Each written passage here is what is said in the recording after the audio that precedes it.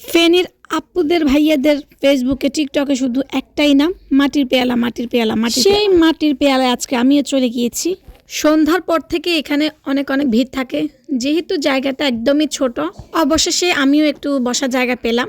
তারপর দেখলাম যে না, ছোট হিসাবে ডেকোরেশনটা ঠিকঠাক ছিল। এখানে মূলত সবাই আসে এখানে বিখ্যাত পোড়া রুটি আর হচ্ছে মালাই চা, সেটার দাম হচ্ছে মাত্র 50 টাকা। আচ্ছা, আমি যে ওইখানে গিয়ে মালাই চা আর পোড়া রুটি খাই নাই, যাতে কি আমাকে মেনে নেবে অবশ্যই কমেন্ট করে জানাবেন। তবে হ্যাঁ, মানুষ যে পরিমাণে কথা বলতেছিল মাটির পেয়ালা নিয়ে, হ্যাঁ আমার মতে যে অত আহামরি কিছু না, জাস্ট ছিল স্টুডেন্ট বাজেটে, স্টুডেন্টদের জন্য একদম পারফেক্ট আর কি।